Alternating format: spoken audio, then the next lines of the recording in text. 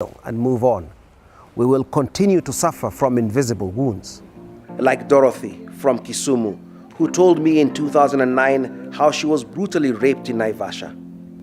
Waliniangusha hapo na wakararua nguo yangu.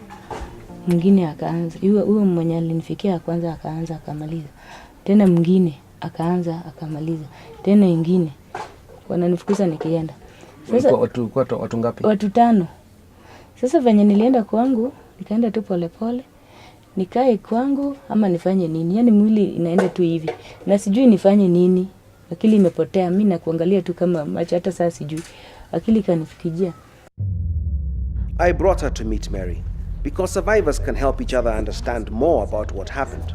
Huyu anaitwa Dorothy. Huyu ni Mary. Mary naitwa Dorothy. Mimi walinirape watu 5 hapo kiwanja ndege. Toka kazi kitu kama saa 1 hivi, saa 1:30 usiku. Mtu mmoja tu ndiye alifanya hawakuniua. Kaniambia huyu ni mzuri, huyu wacha aende tusimalize. Pole kabisa. Ilikuwa tarehe 1, tulikuwa tunaishi Kiambaa. Kuingia kanisani ndani, sasa wakatuashia moto. Sasa tukaungulia huko. Sasa mimi nikaumia, sasa nikachomeka mwili. Na mtoto wangu mmoja mwenye niko nimebeba akaungulia hapo na akaaga. Mimi nilikuwa nafikiria Wakikuyu wanafanyia Wajaluo peke yao. Sikujua kama Wakikuyu pia wameumia. Ndio tumeumia. Tulikuwa tumesikia fununu ya kwamba watatupata juu ati tulirushia Mr. Kibaki kura. Hasa wakatuambia ni lazima tutahama huko. Hauna mali ya kuishi mzuri. Ukipata kazi saa zingine umepata ya leo, kesho hakuna. Mwenye nyumba pia anataka pesa. Nilisema tu heri hao wangenipata, hata wangeniua tu. Sababu hiyo sasa stage yenye niko naye ni kujikasa tu venye sasa imekuwa. Ingawaje nilikuwa nikiumia mpaka wakati mwingine nasema heri hata mimi ningekufa, lakini hakuna haja. Mungu aliona ana sababu na akaona ni heri tu kae vile juu aliona tu ni vyema akuokoe. Dorothy, umekuwa na moyo. Leo tumekuwa na kwa chini sana. Lakini jikaze. Jikaze. Tuko pamoja.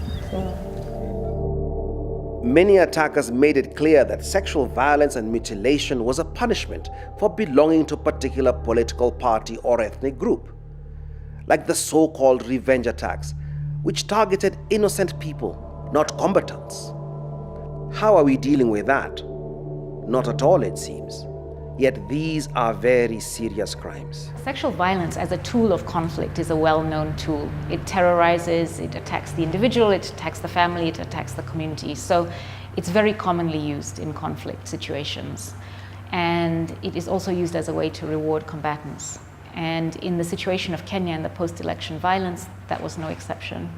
Now the next step is that this sexual violence that has taken place must be prosecuted. Now, when the ICC prosecutes, they prosecute people who are the quote-unquote big fish. These aren't necessarily people who necessarily raped themselves, but if they had command responsibility, if they were in a position to prevent or punish these crimes, they are responsible for the rapes, whether they themselves raped or not. It's important to understand exactly what crimes the ICC can prosecute. Calling for peaceful mass action, for example, is not illegal.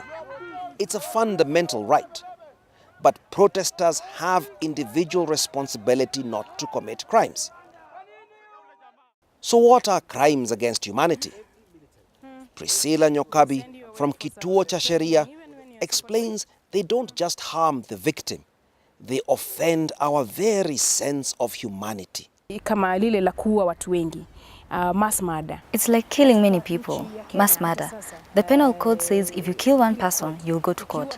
The same applies for 2-3 people. Or if you go crazy and shoot 4 to 6 people, you'll be taken to court. But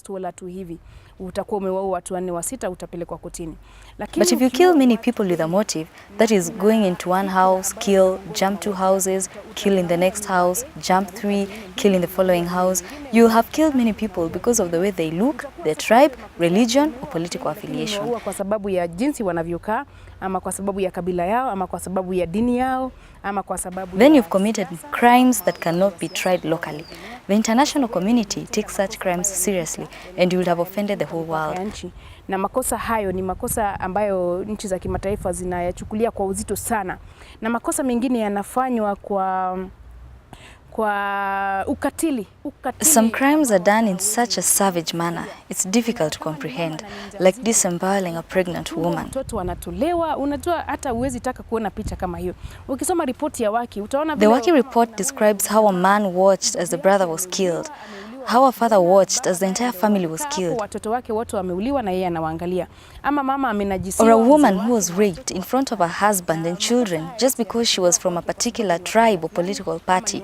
Some did not even vote, yet they were believed to have political affiliations. So if you commit such crimes, then you have committed crimes against humanity. Crimes against humanity. So we can't defend people on the basis of who they are, where they come from, or what they did for their own, because that is the very root of impunity. At the end of the day, it's about justice for individuals. It's nothing to do with the tribe, because I've heard quite a number of my colleagues in parliament say that our son, our community, it is nothing to do with the community. I like the approach of William Ruto that I will defend myself. I like the approach of Ambassador Muthaura that yes, I will cooperate fully, because I think that is the way to nurture and strengthen rule of law and the culture of accountability in our country. Yet we hear it all the time, the same old song sung in many different ways. I'm not quite happy about Uhuru Kenyatta being there and Muthaura. It's not fair, for real. I'm a Kikuyu, but I'm not being tribalistic. I'm a Kenyan, but I'm feeling it quite, because he was too concerned about his people that, yani, wa Kikuyu, what's happening? My people, go take your people back home, but not inciting, go fight this and this and this. So one thing they should look about Uhuru Kenyatta, for real. Atukubali kamwe kwamba Ruto apelekwe huko Hague kwa sababu he is an innocent man. Yeah, mbona mtu ambaye hana hatia apelekwe Hague? Kuna janso, tukienda chanzo cha alianzisha vita si Ruto.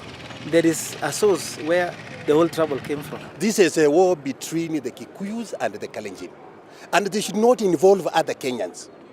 If they want to go and find their own country, they can go and find their own country to fight there. Because they are just involving us for no reason. We as Kenyans, we were fighting for election. But with them, they are fighting because of champers and other things which they did during Kenyatta time. We don't know. So as Kenyans, we are telling them, they should feel we are like brothers. This is our nation.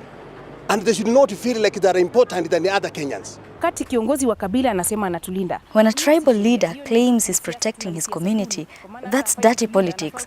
He should be helping us get water, education, jobs, and healthcare. His work is not to protect us. There is a ministry assigned to carry out that job. Idara nyingine ambayo itatulinda. That kind of thinking undermines national unity. We should not be protected because we are Kikuyu, but because we are Kenyans. Other tribes like the Samburu, El Molo, and Luos should be protected like the Kikuyus. Leaders do not have the right to protect their community. Protecting them means calling the police and going to court when their rights have been violated. He cannot say he's protecting them by killing people from another tribe. There's nothing moral about that. It's a crime against humanity. Before the ICC made its move, people all over the country were demanding to be heard.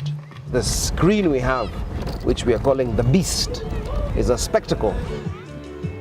Generally speaking, it seems the government officials would like Kenyans to forget the crisis that happened during the elections and after the elections and pretend nothing has happened or everything is normal, everything's back to normal as they were before. But I think the reality on the ground is different. There's still a lot of tensions, a lot of worries, a lot of unresolved issues.